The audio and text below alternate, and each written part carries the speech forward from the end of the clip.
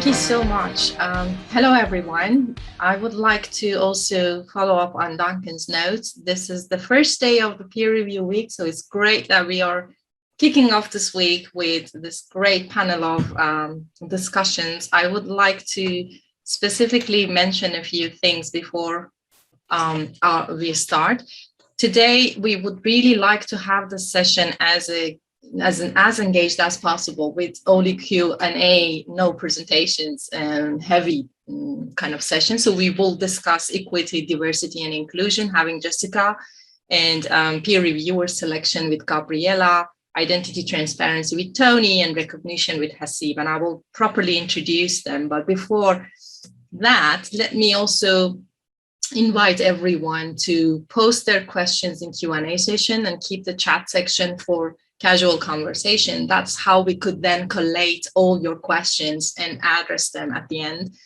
We are dedicating 30 minutes, full half an hour for your questions, to make sure that you're adding your questions in the Q&A. And in order to make it possible for us to read every one of them and know who needs to address, if you want to have a speaker specifically answer your question, make sure that you're naming them. So start your questions with the example of theme, for example, recognition, question to Haseeb or Jessica or any other of the speakers. Then if you're posting about this webinar, please use hashtag #EaseEvents and hashtag peer review week 21. Make sure that you're using our Twitter handles if you're putting anything about this event on Twitter, or you would like to quote any of our speakers. Now, I would like to briefly introduce our speakers. We have today Jessica Miles. Jessica is a senior publisher at Cell Press. She joins this event quite early in her time. It's like 7:30, I guess, in the morning for her. She manages 22 journals within the trends, reviews, titles, and some society journals, and she leads a team of 16 PhD-trained editors to execute the strategy for the self-press titles, including the trends and reviews. She also co-chairs Elsevier's forum on sex and gender-based analysis and research. Previously, Jessica directed a high-profile Cell Symposium conference series and worked in the legal sector before joining Cell Press in Elsevier. And she holds a doctorate in microbiology from Yale. We have Gabriela Mejias. Gabriela is the ORCID engagement manager for Global Consortia. As part of her role, she works with communities of practice implementing regional and national strategies of ORCID adoption, and engages with the wider community to raise awareness and understanding of persistent identifiers. She serves in the board of Network Digital Library of Thesis and Dissertations in the NISO DEI committee, and is a member of Society for Scholarly Publishing. And she has a degree in communication sciences from the University of Buenos Aires in Argentina. Tony Ross-Hellauer is a leader of the Open and Reproducible Research Group at Graz University of Technology. He's also a senior researcher at No Center. His research focuses on a range of issues related to open science, evaluation, skill, policy, governance, monitoring, and infrastructure. Tony has a PhD in information studies from University of Glasgow. He also has a degree in information and library studies and philosophy. He's coordinator of the European Commission's Horizon 2020 project on merit, researching issues of equity in open science. And we have Haseeb Irfanullah. Those who joined the EASE conference know him very well. Haseeb is a biologist turned development facilitator who often introduces himself as a research enthusiast. Over the last 2 decades, he has worked for different international development organizations, academic institutions, donors, and the government of Bangladesh in different capacities. Currently, Haseeb is an independent consultant on environment, climate change, and research systems. He's also a visiting research fellow of the Center of Sustainable Development of the University of Liberal Arts in Bangladesh. Haseeb is a member of editorial board of Learned Publishing. His interest in research communication has engaged him with INASP's initiatives such as Bangla Joel and Author Aid, and he's also its associate. He has been involved in designing and facilitating sessions for early and mid-career researchers and journal editors to improve their understanding of journal publishing practices and standards. He is also a well-known scholarly kitchen chef, and he writes quite frequently about his opinions in Scholarly Kitchen. With all this introduction, let me also give you a brief introduction about the theme of the peer review week, being identity in peer review. Well, journal peer review is a task of evaluation and a constructive criticizing manuscripts that has been submitted to a journal. And the peer review process is performed by people who have different roles, for example, editors, editorial staff, and most importantly, peer reviewers who are external experts in the field, trying to understand what needs to be done in order to have the manuscript at a higher quality and accepted eventually. But us as people in different roles in the peer review process identify ourselves with different entities. We are women, men, or any other part of this spectrum. We also consider ourselves as experts in the field. We have different career levels. We have different positions in different institutions. We have affiliations, and then at a different level, we have our nationalities, race, ethnicity, age. These are all different bits and pieces of identity that, when it comes to peer review, can have an impact on the process, on the decision-making, on the acknowledgement, on the recognition, on the transparency. And that's why we are looking into the identity in peer review from these 4 angles: equity, diversity, and inclusion, peer reviewer selection, transparency, and recognition. So let me, Jessica, start with you. Historically, the scholarly journals started mostly in Europe and America, North American countries, and mostly affiliated to societies, whom usually based in the same geolocation, in the same country. And as a result, the editorial composition of these journals are rather very limited to the country that it's originated, at least historically. And in the course of time, most journals started to have a more global representation.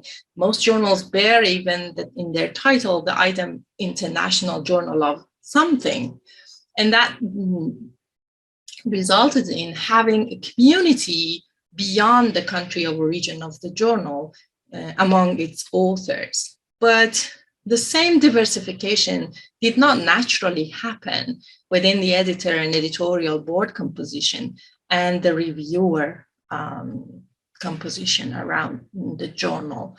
Is this a problem, Jessica? And if yes, how that needs to be addressed? So thank you, Bahar. I'll start by just saying how delighted I am to be here, and thank you again for the invitation.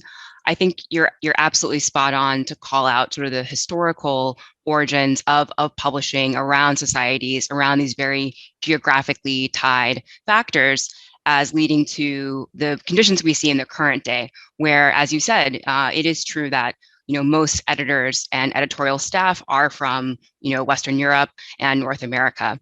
Unfortunately, I don't have statistics on the exact composition, but I absolutely agree with you that it is a problem, and it's something that we need to change. Certainly, I think the attendance of this seminar shows that publishing is a global enterprise, and the individuals that drive that enterprise need to reflect the diversity of this global village. And that includes geographical diversity, as the question sort of squarely focuses on, but as you said in your introduction, it includes many other facets of diversity as well. And so certainly I think there's more we can do to drive diversity. I will say I don't want to stand here and say, we at Cell Press have completely figured this out. But I will say that I am proud of my team in particular, as you mentioned in your intro. I have a team of 16 editors. Within that team, we have individuals from, every continent except Antarctica and several countries among them. And so I can see firsthand how bringing in that global perspective is really a source of strength for us. I think even though those of us who are from, like I said, Western Europe, North America, certainly approach this with the best of intentions, we still have our blind spots. And there was an anecdote that happened the other day that I thought would be really meaningful to share with this group. So as part of our wrap up for the year, we're doing an issue that is looking back on the last 2 years of COVID-19 and how that's affected, obviously, us globally, but certainly the scientific community and those of us in publishing, as we've had to adapt to meet the demands of science. And so for the cover of this issue, we have this image of a globe within a mask. And I got the image and I showed it to the team. I thought it was really great. And somebody points out, right, this is a Western facing globe, right? It's showing the Western hemisphere. And I was so taken aback because I honestly would not have even known. I grew up in the United States. You can probably tell by my accent. And I've only ever seen globes that had that orientation. And so someone said, we need a globe that also represents, the Eastern view, the view of the Eastern hemisphere. And so what we decided to do is we have 2 sets of covers, one that has the Western view of the globe, the other that has the Eastern view, and each editor is picking an image based on, where they're from. And with that, we're having, I think a roughly equal, I won't say totally equal, because we still do have more people, from the West, but a roughly equal sort of division of the 2 images. And so again, I think even though that's something that's not, intrinsic to peer review or scientific evaluation, for me, it was a really, really clear example that even you can come in here with the best intentions and still have those blind spots, which is why it really is so critical to have people from all over the world to bring in these different perspectives. Thank you, Jessica. I think you are addressing a very important point here, being if you really want to have a representative of the community in a global sense, you have to start from the editorial board and editor's composition. And that's what you've done, for example, for the portfolio of your journals. And that's how, for example, the example that you mentioned just crystallized the bringing new members in the editorial board brings new perspective and ideas into the journal. So do you think that in diversification of editorial board members is the first step, or is it the thing that needs to happen and then the rest happens naturally? Ooh, that's a great question. I would like to think that maybe that the approach is to think about a lot of these things in tandem. I think, right, as much as the publishing process is this link of these different components in terms of the research, the peer review, the editors, the publishing itself, the journals. I think that simply focusing on the editorial boards is obviously one really critical part of that link. But I don't know if it's necessarily the end all be all, and that if we do simply target that one area, that will necessarily see the change that we're looking for sort of propagated across the entire system. And do you, for example, think setting targets would do the trick, right? So yes, we do have a very diverse editorial board members, but we look into the data, and you mentioned that unfortunately we do not have good and reliable data about the diversity aspects of our journal community in terms of authors and reviewers. But let's say in an ideal world, we do have some numbers. For example, we know that 60% of our articles are being published, which have like the Eastern coverage. And we only have 10% of those countries in our reviewer pool. would then setting a target of, we have to reflect. So 10% is not enough in the reviewer pool. Would setting targets do the trick? So I'm sure you've been on many of these forums before, and I'll be also interested to see how this discussion goes when we get to the Q&A, because I think targets can be obviously incredibly helpful for driving change, but also hugely controversial. On the one hand, obviously, yes, there is the point that if you have that target, it really helps you sort of quantitatively measure change, and also it tends to drive progress more quickly. On the other hand, it can be sort of a barrier in terms of perhaps exceeding the target. I do think there's research and maybe sort of anecdotal evidence to show that if people have that target, once they meet that number, there's maybe a tendency to kind of pull back and say, well, oh, we've met our target, so we don't really need to do anymore. Very good. That isn't to say that a target wouldn't be appropriate, but as you said in your sort of lead up to the question, we would definitely need to have that data to kind of understand obviously what the state of different disciplines, different countries are.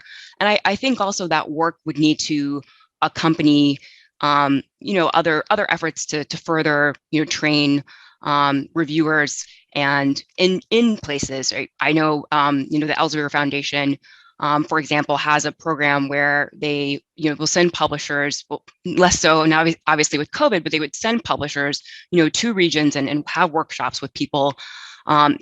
Because I don't think we can just say, let's have a target, because we'll take what's already existing. Well, maybe we'll be enriching for the people who've already had this training or had experience, but certainly there's a depth of experience and person power that would be missing. So I do think targets could be part of the solution, but I don't think if they are part of the solution, they should be the only part of the solution.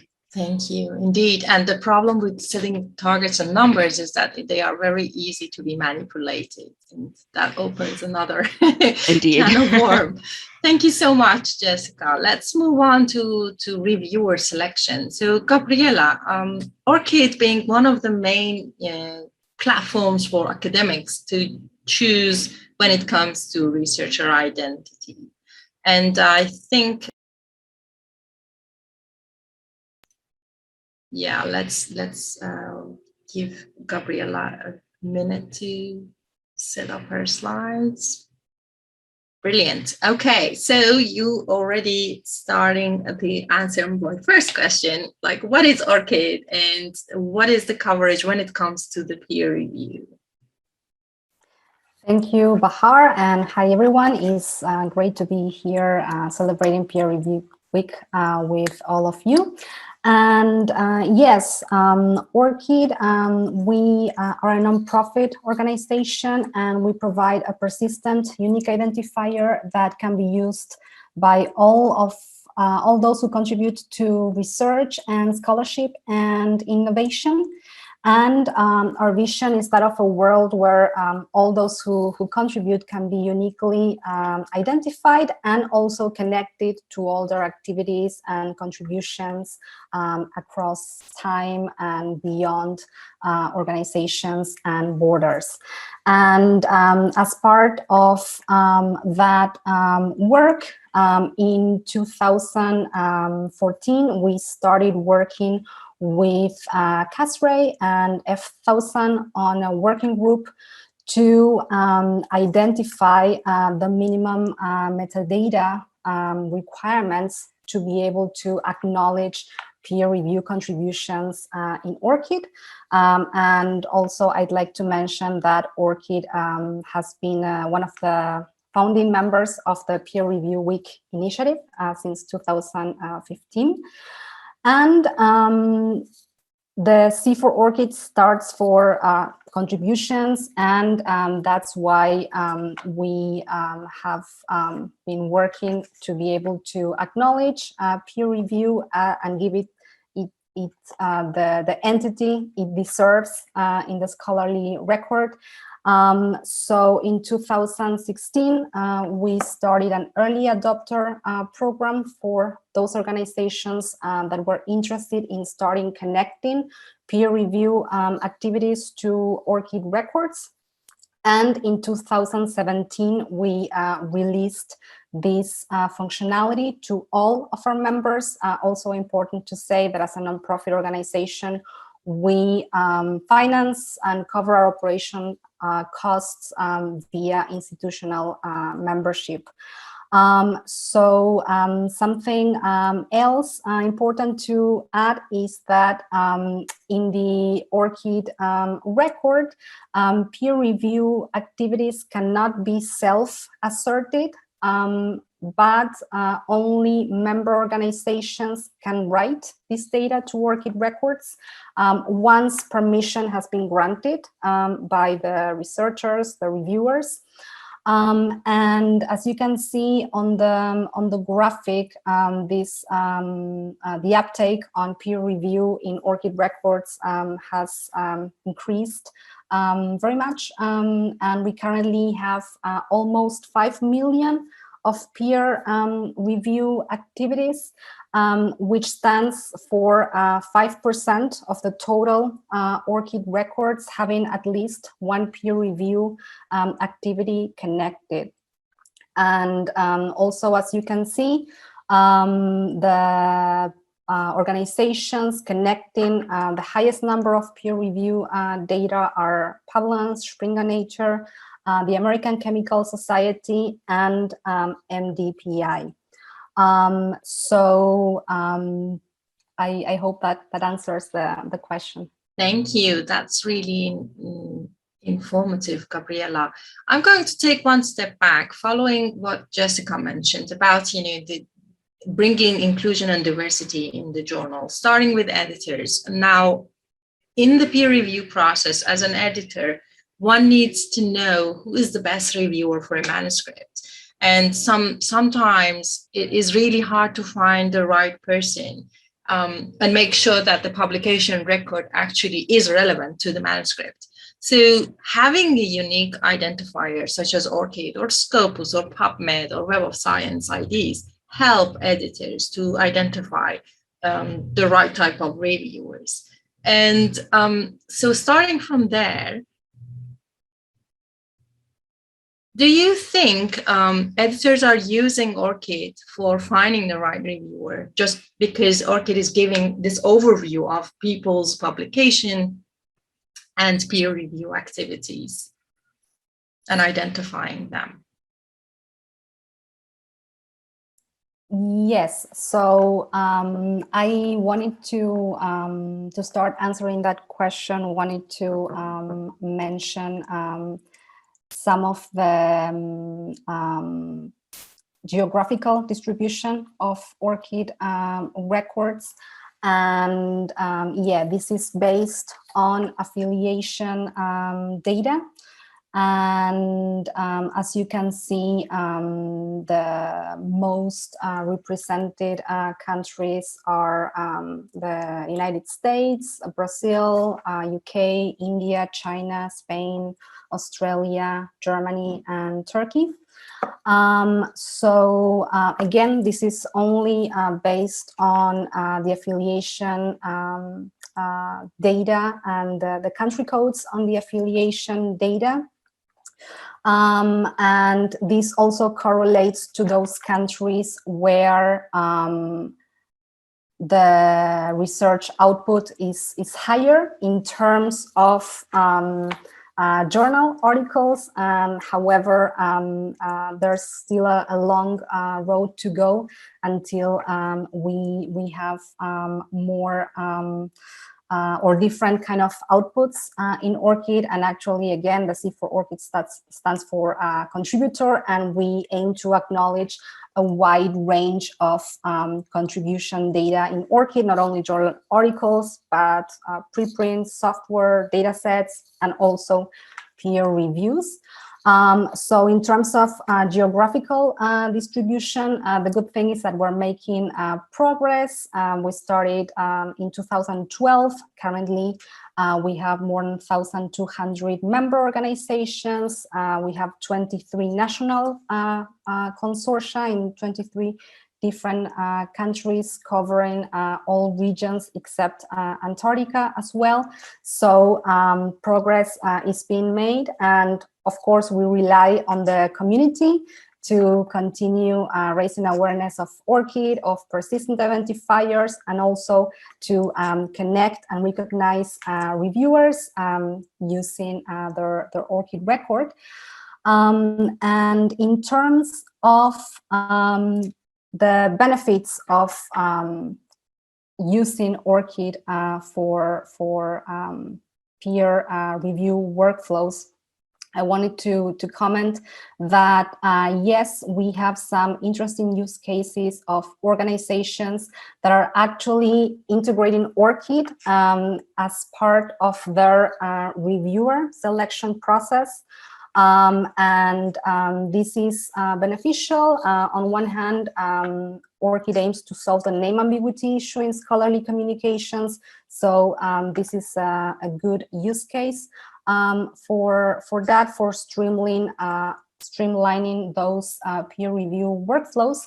And on the other hand, it can help organizations to better or improve the review assignments. So one use case I wanted to mention is pre-review. Pre-review is a platform that enables preprints review. And there, if you want to review a preprint, the reviewer needs to connect an ORCID ID. And this means they are using this ORCID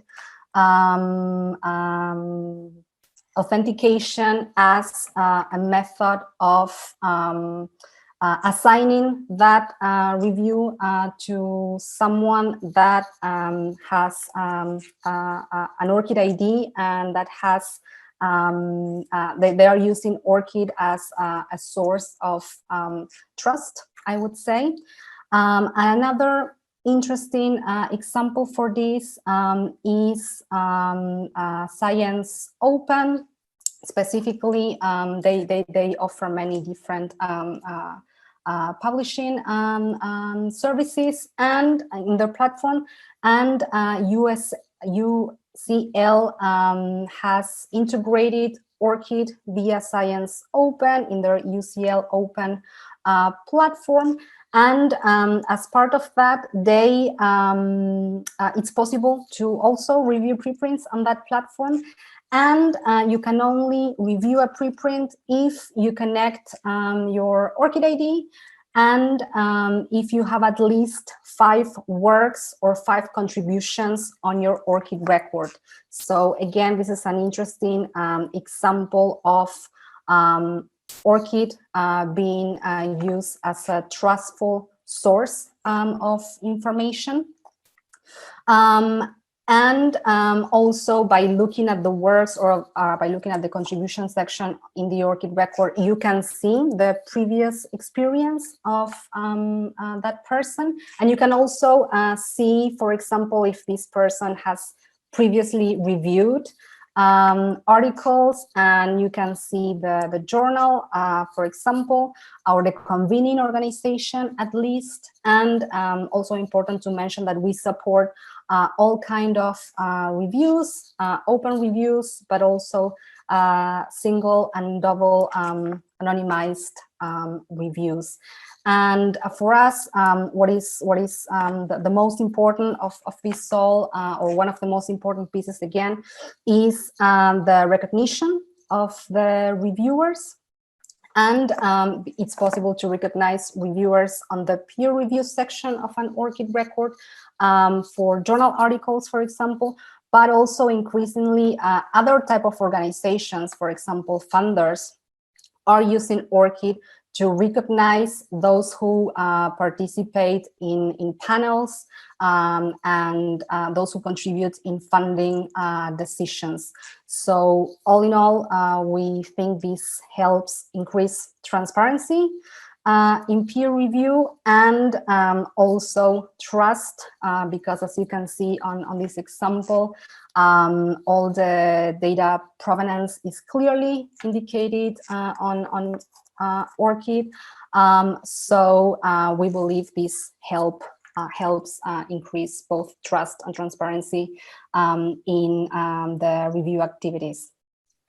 Thank you so much, Gabriela. This was very helpful. I think there is still a long way to go to cover different countries and also increase the percentages of contribution. For example, 5% from China versus 16.7% from the US. So, but this is really the right direction that the community needs to take. And you made a good segue for Tony then to talk about transparency, identity in peer review, and also the kind of a trust or maybe the pitfalls that come with it. So, Tony, what are the benefits of transparent peer review and transparent identity in peer review, and what are the pitfalls? Thanks, Bahar. First, let me say thank you to you and to your EASE co-organizers. What a great panel. Not my part, but everybody else's.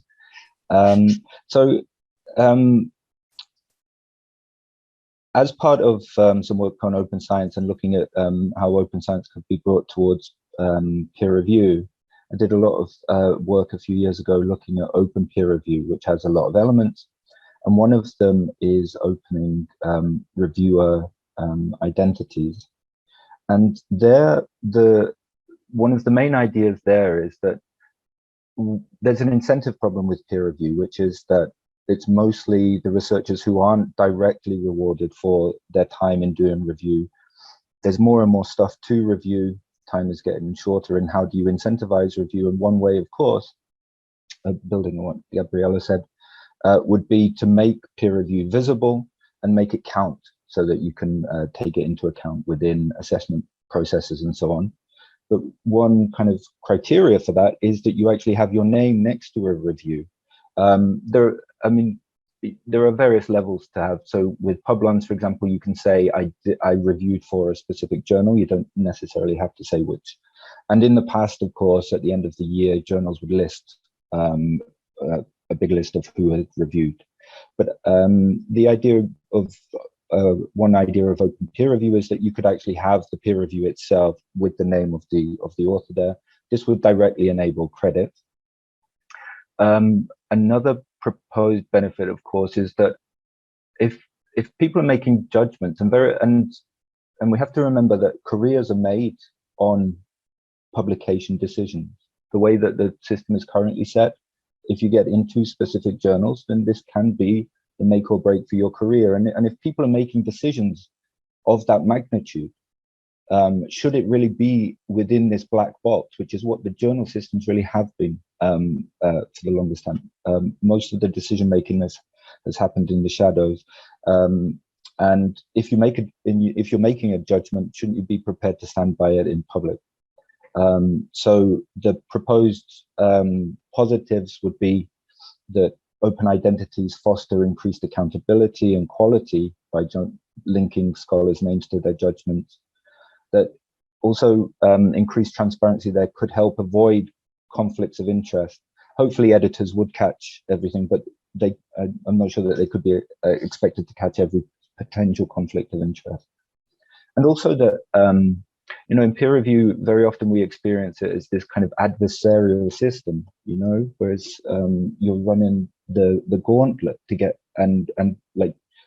but in essence, reviewers, this is an altruistic act. People are giving up their time in order to help improve your paper.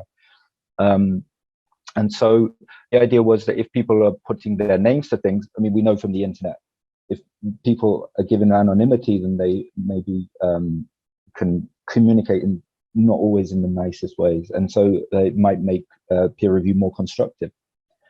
But the potential downsides, the major one is And there's not much data on this. This is kind of an intuition and an anecdote, but that that without protection of anonymity, that reviewers might either blunt their opinions, so they might not be as forthright in saying this is wrong, because of the need to stand by it. And they're especially so if they are in a more junior position, as opposed to, is this too long? Okay. That they might be in a more junior position, and they might want to be completely honest to the big professor, or that the big professor might see them at some meeting which decides on their future further down the line, and remembers them and remembers that nasty comment, and gives reprisals. And this is the major reason why up until now open identities really hasn't become the norm. I think there are two angles to what you mentioned, Tony, regarding, you know, the hesitation. One, the anecdotal thing that you mentioned about people not feeling safe and comfortable to criticize the way that they want to. This is what we also learned from doing the pilots and then looking into the type of recommendations that people choose when they choose to sign their report. And there is a strong correlation between milder recommendation and choosing to sign your report. I think that is also related to the fears of, you know, the career. The way that the career is built on top of the evaluation system needs to also be changed. There is another thing I wanted to mention here, which is the kind of a hidden peer review that happens because a principal investigator of an institute receives an invitation, and then they do accept, but they know someone in their lab is way more knowledgeable about the method, for example, being used. So they ask that person to review, and then the review is submitted. No one knows was it submitted and written by the same person or not. There was a study published in eLife showing it is a common practice to ghost or code review.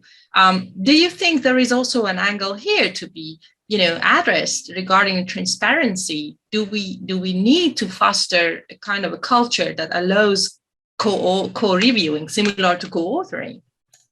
Yes, certainly. So that paper, someone involved in that, Gary McDowell, we worked with, and within we have with some others, we created this database of peer review and preprint policies, transpose, and this was one of the very key issues there, because of course, I mean, this is generally how people learn to review. There's more and more training now, but very often people learn to review from guidance from their supervisor, and there's nothing inherently wrong in kind of a more junior member doing this in tandem with their supervisor.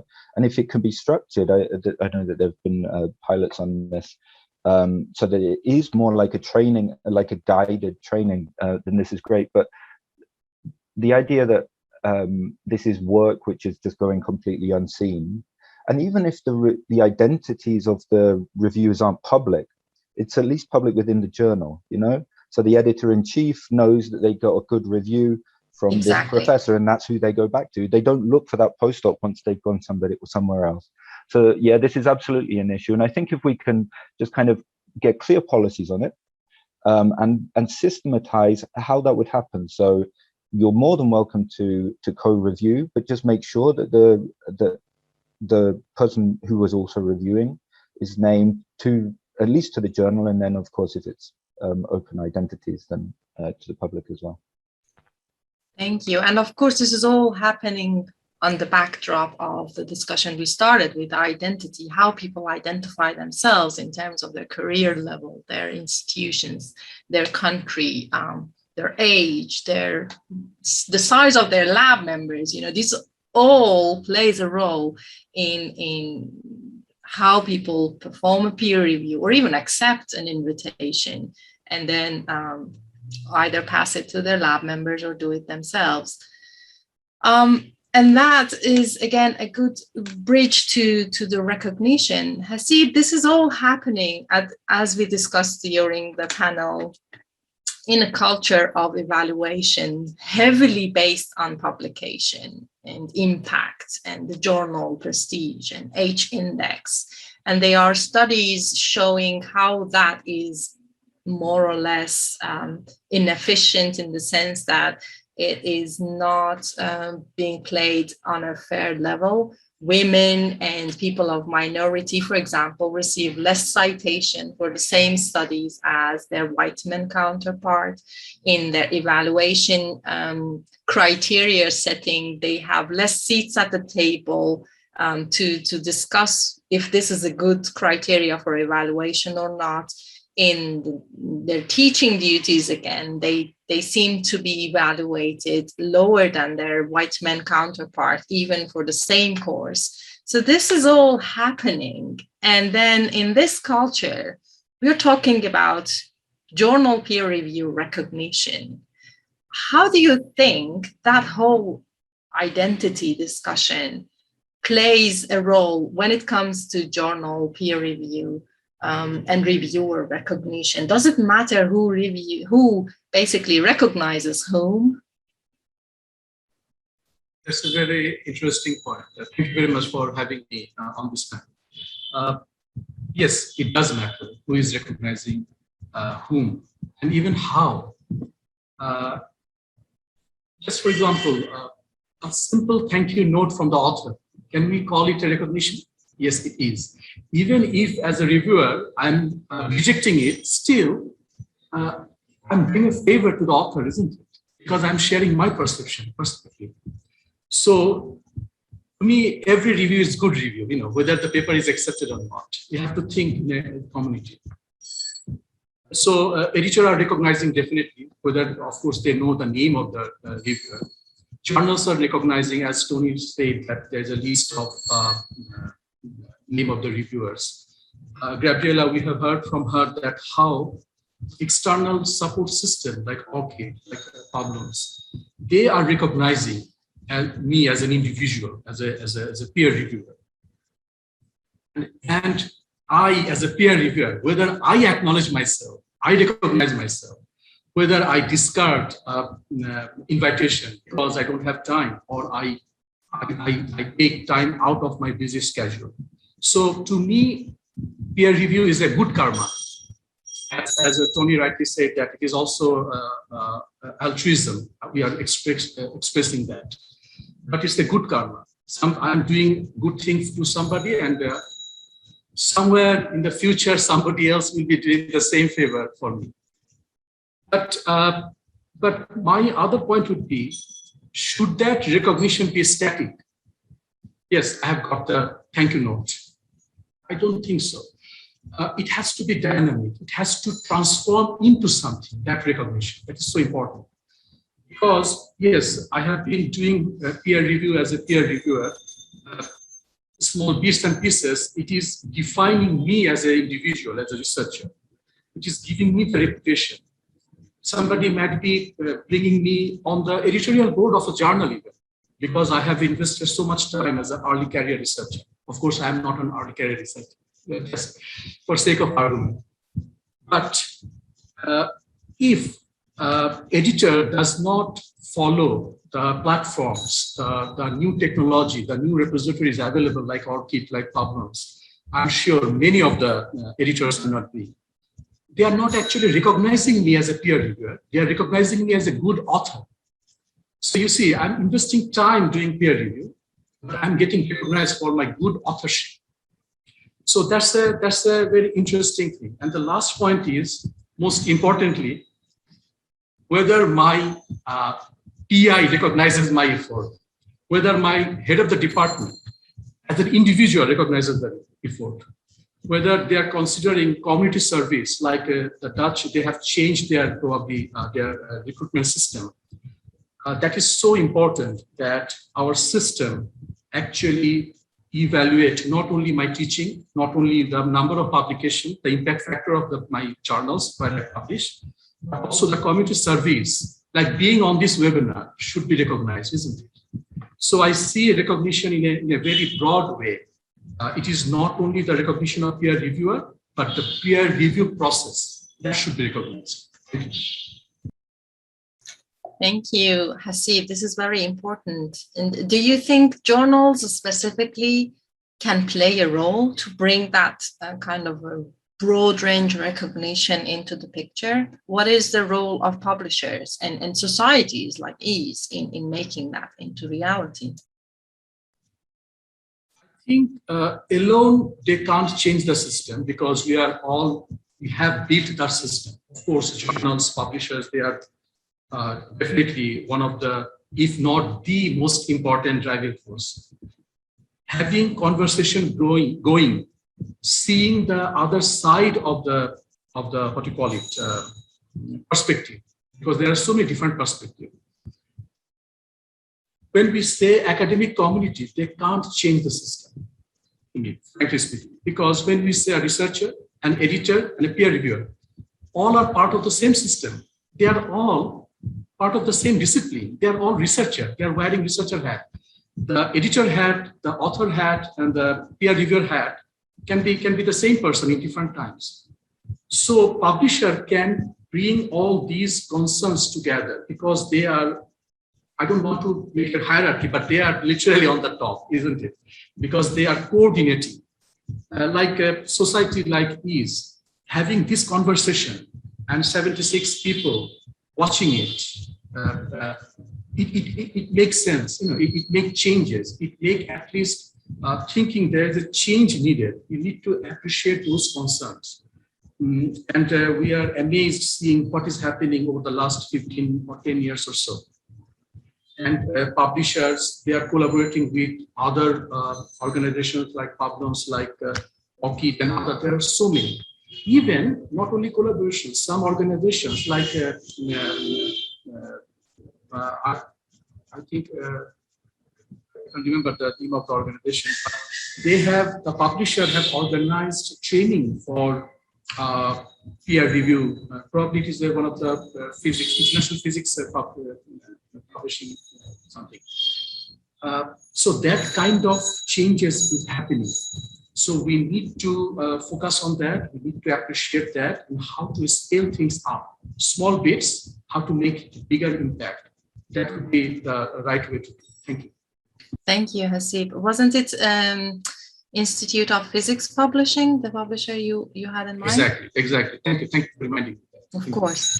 And then back to this beginning of our discussions, talking about the imbalance between, the author community, the editorial board composition, and the reviewer community. Do you think that kind of an imbalance also plays a role in recognition? And then again, who is getting the recognition, or even the chance of being invited, yet alone the recognition to review a manuscript, and how that needs to be also addressed by, again, publishers, communities like EASE and journals?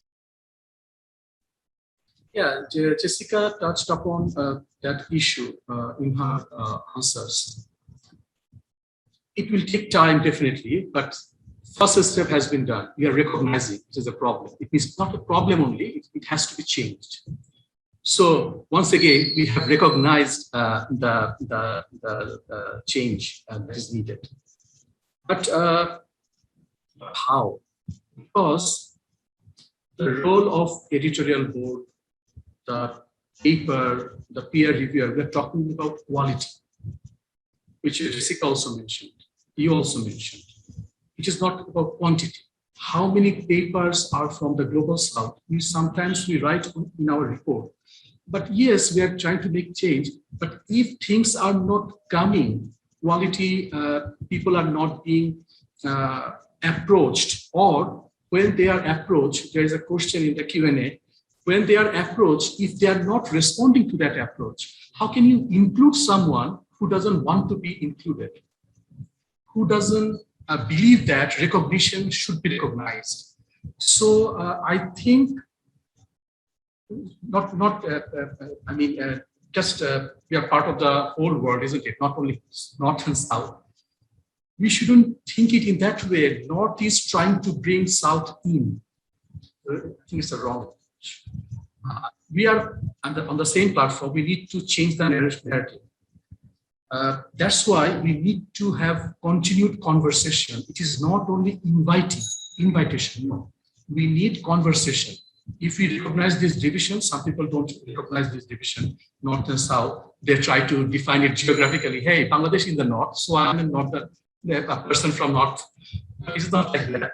So I believe change is needed. We have recognized that. So conversation is needed, not from the big publishers who wants to make change, not only making it inclusive, but inclusion should be a joint effort. Thank you, Haseeb. Now I am going to just open the panel for the panelists to ask any questions if they have from each other. Is there anything, Tony, Jessica, Haseeb, Gabriela, you think that is a question burning in your mind and one of us can answer those questions? I've got one. Go on. It's about increasing reviewer diversity. Because I agree it's absolutely necessary. And I love Jessica's anecdote about this cognitive bias that we all hold, like just because we're humans and we're limited. Okay, we want to increase the diversity, and I just wonder how that's going, what the real difficulties there are, and also from Gabriela's talk about how ORCID could be used to find reviewers, but that made me think ORCID has coverage, variable coverage in different areas, or if you're using tools based on Web of Science, we know that has coverage problems. So how is it just the tools that are part of the problem as well? So that was my question to all of you. Very nice one. Jessica, would you like to start? And then maybe Gabriela, you follow up? Sure, I'm happy to start. I think sort of historically, there's a data gap, as with many things, in terms of if you're not looking to understand, especially geographic diversity as a component of who's peer reviewing an article, then it's difficult to know where to begin there. I think there is a little bit of the sort of challenges that I think several people have spoken to in terms of thinking about, okay, who is appropriate to peer review an article, and then if you get a peer review from one lab that was good, and then returning to that lab, so a bit of a sort of lamplight problem where people will tend to go where the light is brightest. I think there can be challenges on both sides. So I think obviously peer review doesn't begin and end with the author's list of who might be an appropriate peer review, but I think that can often serve as a sort of base in terms of not just the individuals, but also the specific disciplines. And so an editor might look at that list and kind of be not bound, but certainly influenced. And so that can maybe subtly determine who is selected and who is not. One aspect that I know we've done with other parts in terms of authorship, but not really with reviewers, is simply asking, have you thought about people who are in the majority world or sort of outside Western Europe, North America, both to editors and to authors when thinking about peer reviewers? I'm wondering if certainly that's not the end all be all, because then there's still the identification of finding people that are outside the people that you normally go to for peer reviews. But I wonder if that could be a first step, and then combining those with, like you said, some of the tools that we have, and like you said, Tony, some of those tools aren't fit for purpose at the moment either. But both having people be more cognizant of this during the peer review process, and then also creating more comprehensive tools so that we're able to survey a broader group of individuals. Those are, I guess, the two things that come to mind, but I'd be interested to hear everybody else's thoughts. Gabriela?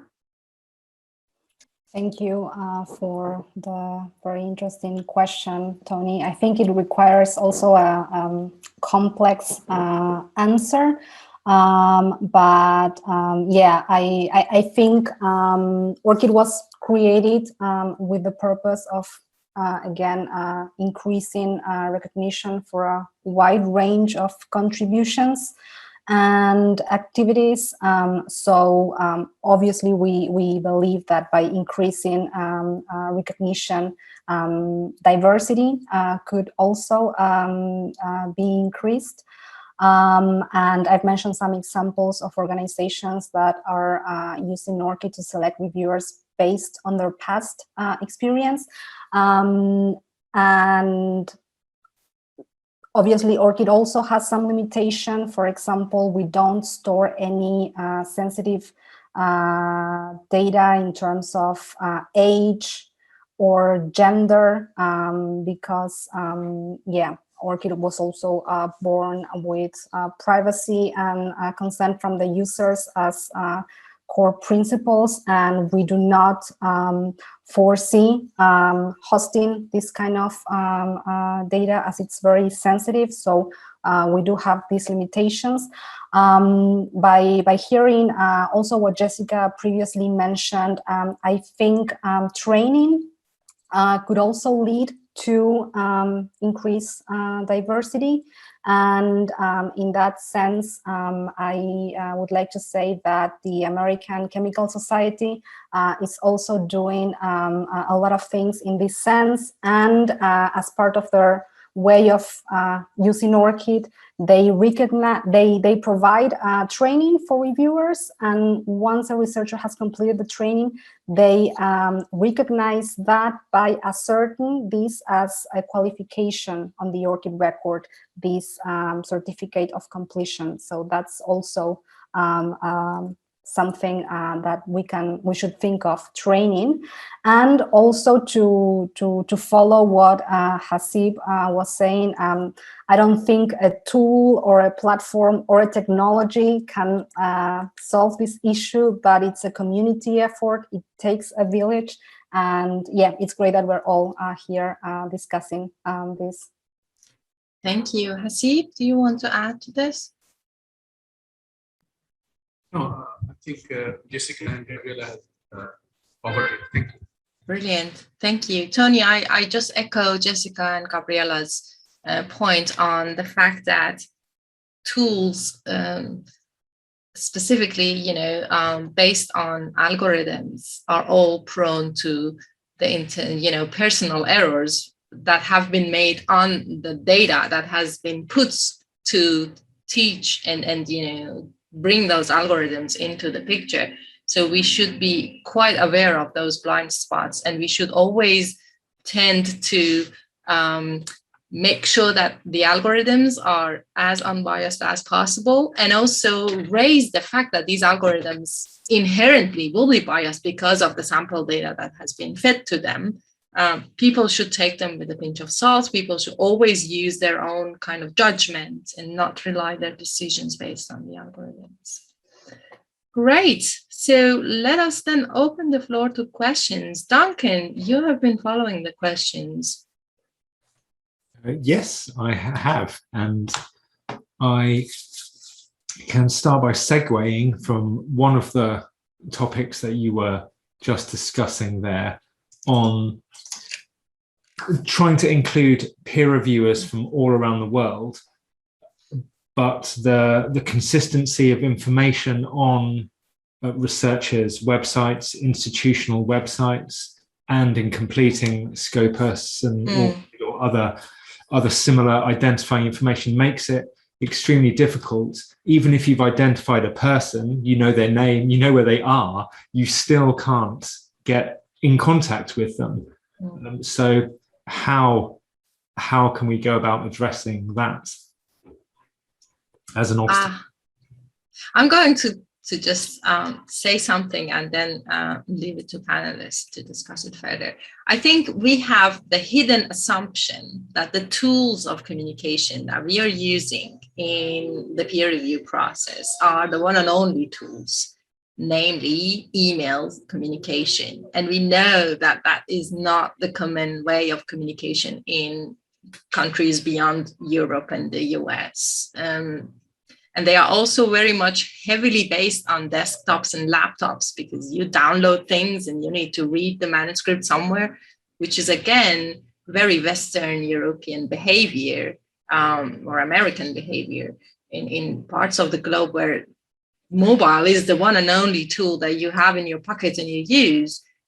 We should be able to, address those kind of tools first and then talk about engagements, because the platform is not actually inviting them to be part of the whole process. It is partly the system's problem. But I'm going to stop here and let the others talk. Haseeb, do you want to start, or Jessica?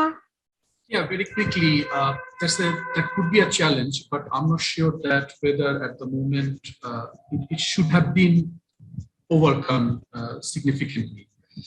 Because if I am publishing articles, because how can you recognize me? I'm a good researcher. I'm a professional peer reviewer. I don't believe that my information, at least on social media, not my email address, social media can't be connected.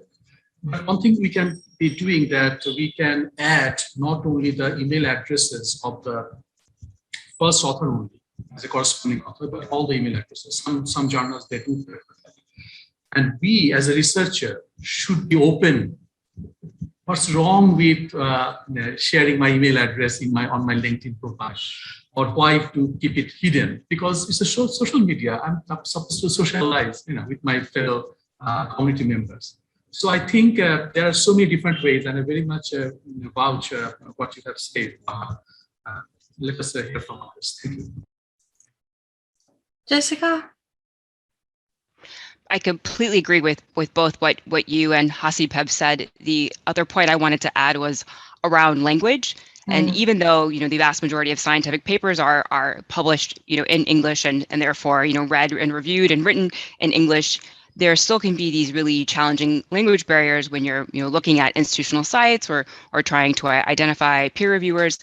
And I don't think that's something that we have a good handle on especially the editors that, at least the ones I work with. And I think that's something that technology certainly should be able to help us solve at this point. So I'd make a plug for those kinds of solutions as part of the answer. Thank you. I have another question that kind of stems from that, from Pekka Nygren, who asks, how can we diversify the reviewer base when part of the world is not only excluded, but they're not anticipating the practices of peer review as well, which may partly speak to why their institutional profiles and the rest aren't ready for being contacted directly. So in terms of a practical example that they provided, they received a submission from a certain area in the global south. A couple of years ago, they published an article from a similar region. So they tried to contact those reviewers because they were appropriate, but they never received any response. So finding ways, how can we better engage more with those scientific communities to establish common anticipated practices? Haseeb, you are running workshops around these topics. Do you have any suggestions? I think we often, when we talk about Global South capacity development, we talk about how to write paper, how to do the methodology things, even with editors, how to edit. But I haven't seen, at least I haven't organized or been part of, how to do peer review. But why? Not how. Why you should get yourself engaged. Why should you volunteer yourself? I think our discussions, our conversations, our workshops shouldn't be, our capacity development shouldn't be only the learning things, but also thinking. I think that is one of the reasons, the question that, or the comment that Duncan shared. That's amazing that you want to publish in a global knowledge journal, but when you get invitation, you are not willing to respond, not one of them. That's amazing. So it's a kind of training. What kind of training, what kind of mentoring we offer to our young researchers. It is not only young researchers, we shouldn't blame them. It is the whole system. Thank you. Jessica, as an editor, you yourself also have these kind of issues. What do you think would be the way to move forward. I agree. Certainly, the trainings, workshops. I do want to highlight some of the work you're doing in terms of really putting robust materials out there for peer review. And I understand they're not ready yet, but a little teaser. Bahar is very much involved in the efforts for us in terms of getting that codified. And I would love to see something whereby, to Haseeb's point, that authors, peer reviewers, these are the same people. So I think if we shouldn't necessarily be skittish to reach them at any point in their journey, right?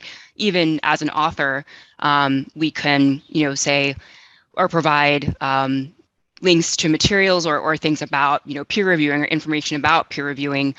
This could happen at a grant funding stage, right? I think since we do know it's the same people who are interacting with different parts of the system, if we're able to take a collaborative approach and recognize that authors will be peer reviewers and vice versa, making sure that people are thinking about the authorship component in tandem with the peer review, right? Because you really can't have one without the other, right? You can't publish a paper if no one peer reviews it. So I would hope that we see more kind of integration in the training for both of those components. Thank you. I have a question in mind that does stem from that as well, on the role of funders. And so jumping from that, whether the role of funders could help steer the research community into developing some of these themes. For example, the kind of Plan S initiative is famously involved in steering towards open science, open publication. Would funding mandates for diversity and inclusivity improve the situation or compromise it and complicate it in some ways?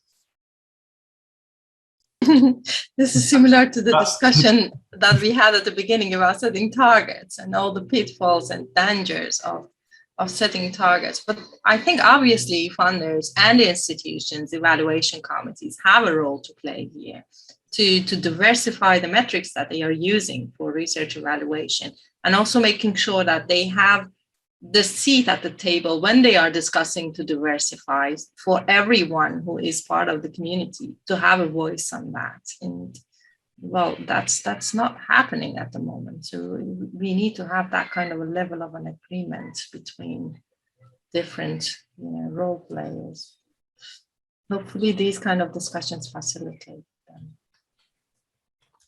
Do you have other questions, Duncan, on the Q&A? I have a question that is different from all of those. I can jump to a different topic. Good. And I can ask one for Tony, although everyone is welcome to respond, on open peer reviews. And Jadranka asks, do you think that insisting on open identities and disclosure of identities has harmed open reviewing initiatives more than they've benefited it? Whether would open access to the peer review report with the continuous promotion of open identities have been a better approach? But I think there have obviously been a wide variety of approaches. I think that maybe because there's a lot of ambiguity about what open peer review is, and a lot of people just think it's about disclosing reviewer identities, and based on that they say no, and this causes confusion. So to that extent, yes, I do think that the most important aspect of open peer review is opening the reports themselves. So yes, I guess I agree with Jadranka there. I mean, there's still, in terms of open access, I think still has a very demonized kind of reputation as well in terms of paying for publications. So I agree there's lots of progress to be made around openness and transparency. I would like to comment here about openness of the reviewer comments, although many journals are now publishing reviewer comment to author, and it is freely available. The way that it is structured at the moment is so complicated and hidden that even if you know that the journal is publishing peer review reports, it's not that easy to get to those review reports. If someone could make a nice, really good journal website, that would be just brilliant. But it's not journal website, Duncan. This is way deeper than journal website. It is the workflow that pushes the peer review data from submission system to production. That doesn't exist. Historically, journals always published articles, and anything else stayed in the submission system and did not move along with the article to the production. Now, that's, in my opinion, one of the reasons that many of these published peer review reports are not easily accessible, because there is no standard workflow for pushing them to publication. So what happens in the industry at any journal is that, well, they try to hack the system in kind of workflow, manual workflows, or use these kind of existing workflows that could help. But because there is no standard way of, like, for article publication, there is a standard XML typesetting format, anything that you think about it is already, fully automated. And that has not happened in peer review. So we are hoping that this happens at the peer review publication level, so that not only us as people, but also machines can easily find the content and get anything that needs to be discussed and analyzed from that content of open peer review in terms of open comment to author. I should say there are some nice journal websites, in case anyone took my that are native to the open reviewing environment and are built for purpose, and they are nice. I can just note, though, that that's the second time that Bahar has said that the answer is to improve manuscript submission systems, and to that, all I can say is good luck. When will that happen?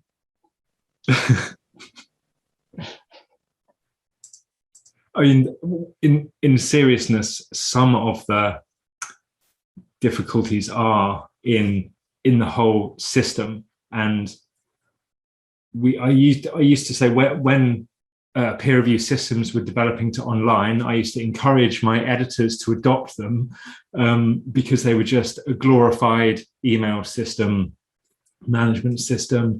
It's not something incredibly terrifying that's going to dominate everything. But it is really difficult to create all the different parts that need to work together. Yeah, it's very complicated. It's very tricky. And do we have time for more questions? Yes, we have 14 more minutes to go. Okay. Where's the question? Sorry. So a question for Gabriela. Do you envisage preprint reviews being incorporated into ORCID records in the future? It may be very helpful with the recognition of those review activities and the broader range of perspectives that it might bring. Yes, thank you so much, Iratze, for the question. And actually, our schema allows preprint reviews to be connected to ORCID records. At a minimum, the metadata we require for an organization to push this data is the role, and this can be reviewer, editor, chair, and more. A group identifier, so an identifier that is used for aggregation purposes. For journal articles, this is generally the EISSN, so that if a person reviews multiple times for a journal, that can be grouped together. And the minimum review data we require is the type, if it's a review or an evaluation, the date, this can be broad, like just the year for anonymous reviews, or specific with month and day as well. And a unique identifier that identifies the review itself, preferably this should be resolvable, but it can be an internal identifier if it fits better your workflows. So at the minimum, we require this. It is correct that currently users cannot add this information themselves, but in this case, the workflow we'll have in mind is that when a person wants to review a preprint, for example, for Haseeb Bio, they can connect the ID, and once that review is complete, that Haseeb Bio connects or writes that data into the person's record to recognize this activity. And happy to discuss further if you prefer. That's a comprehensive answer, thank you. I have a grander question to ask to everyone, if I may. What are the core principles or processes that editors need to know to ensure that equality, diversity, inclusivity concepts or aspects can be addressed in their peer review processes? And that's to whoever wants to pick that up.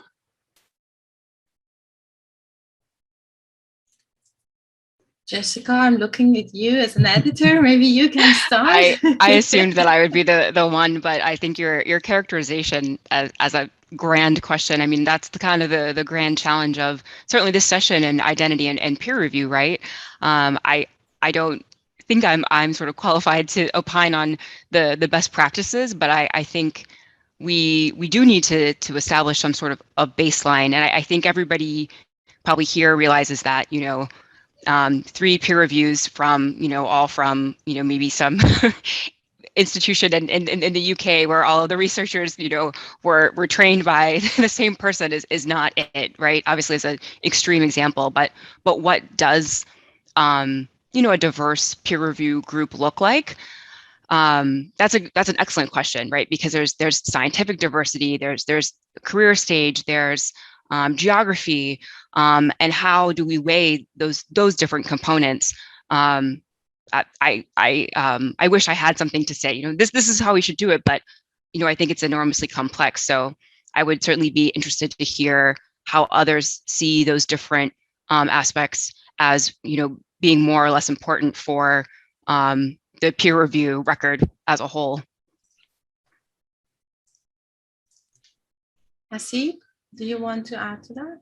Very quickly, we have to see the whole system. It is not only peer review. When we say in scholarly communication, diversity, equity, and inclusion, quality, of course, we're talking about the whole system quality, whole system's diversity, inclusion. Peer review process is just a part of it. So definitely, given the discussion that we have been having over the last few years or so, DEI has become a very big issue. And I believe most of the editors, they are very much aware of it. The publishers, the managers, the project managers, they are very much aware of it. So we need to, along with that, I would like to say that in addition to that, there are certain toolkits that are already available, because many publishers, they have already declared publicly what is their DEI stand, what is their policy, what they want to achieve, how they are making changes. If you visit Elsevier website, there's a whole new section, what they have been trying to do. So we need to be aware of it. Of course, the understanding varies from journal to journal, publishers to publisher.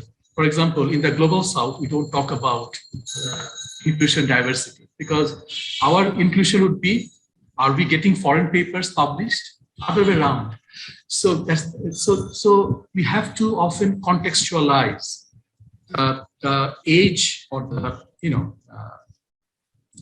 Lancet, which is a 150 years old journal, their way of doing things, and the young journal who are trying to make change, like Mega Journal, why they are doing that. So we need to aware editor to making that understanding, contextualizing, given their resources, their vision. But appreciating the fact, once again, I'm saying change need to be made. That is so important, and you need to make that declaration public. Realizing internally that doesn't make sense. So we have to recognize it, that change is needed. Thank you. Very good point. Tony, do you want to add to that? Maybe just one thing, which is a question: how much of an issue this is at publishers? Like, do you have like yearly reports on what's the diversity of our reviewer pool, what's the diversity of our editorial boards? Because like I agree, targets aren't great. Like, they should be a last resort. Like, once you've exhausted all the carrots, then get the stick out. But it just in terms of making this visible, at least in-house, and then maybe also to outside, this might be a step in the right direction. So just what you're doing at the moment.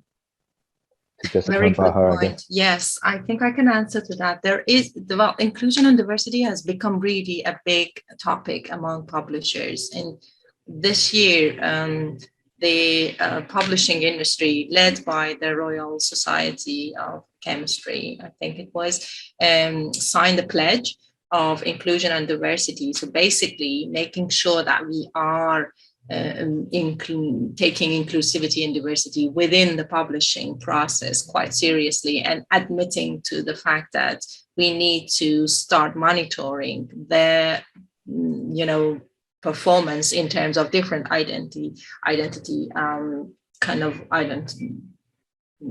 stickers. I don't know how to call them. Like, for example, gender. I mean, for now, what we have in our annual reports is indeed the coverage of our published articles and the editorial board members in terms of their geolocation.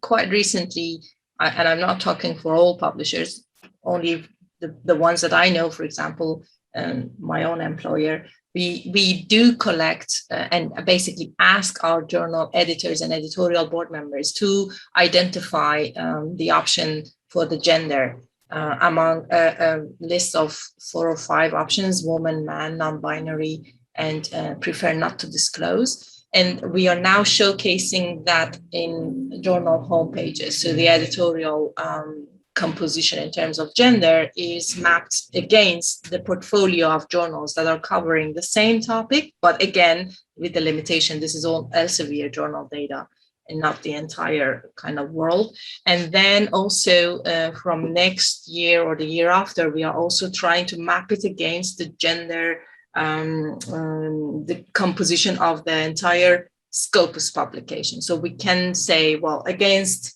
chemistry in global, we have this percentage of editorial composition in terms of gender. And then for reviewers, it becomes really difficult for now, because we are not asking anyone at the submission stage to identify their gender. All we ask is name, affiliation, and more or less that's it. Apart from some old-fashioned items like fax number, we still ask that.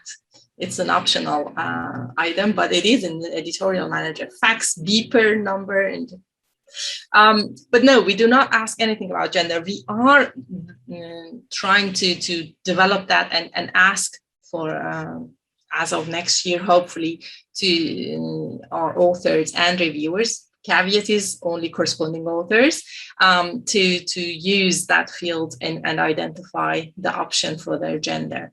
And then this is only one option among all the other options within the realm of inclusion and diversity.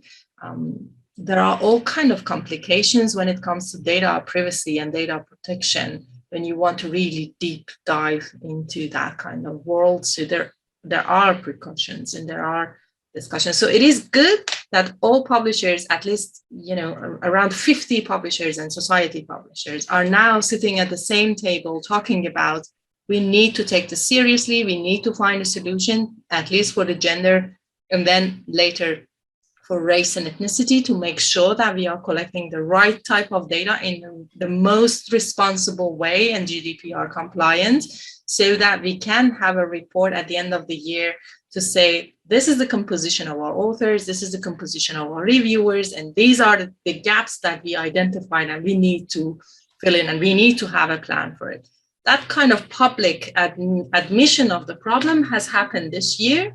And then the rest is like ongoing discussions and small pilots and initiatives to find a solution that everyone could benefit. And then there is another angle that we did not talk about it, but I'd really like to take the last 2 minutes to talk, which is about the culture of bringing inclusion and diversity in the study design itself. Because we do have the problem of, for example, studies being published without having the segregation based on gender, race, ethnicity. And we know that this has become a big problem during the pandemic and also right afterwards, after the vaccination started. So this is also a part that every journal, I think, has a duty to address, to raise awareness. The authors community, you need to consider this when you're studying, designing the study. And then reviewers, you need to also take that into account when you're reviewing the manuscript. Does it matter? And if it does, and it's not in the manuscript, ask authors to put it in their limitations. So that's also another kind of angle to this whole discussion about identity in peer review that journals need to address.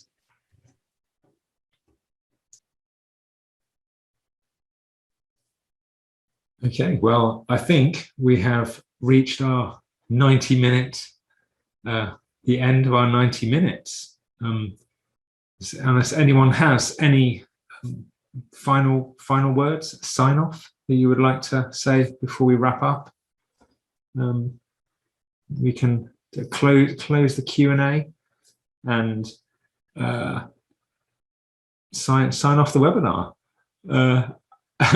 Bahar, we didn't actually decide who's going to say goodbye. Okay. Well, I really enjoyed the discussion with the panelists and also the type of questions that we received in the Q&A. So I would really like to thank everyone, the panelists as well as the participants, for the level of discussion and knowledge that they brought into the session. And with that, I think it is a good moment to say thank you, everyone, and have a good rest of the day. Thank you, everyone, and bye. Bye. Take care, everyone. Bye. Thanks, everyone.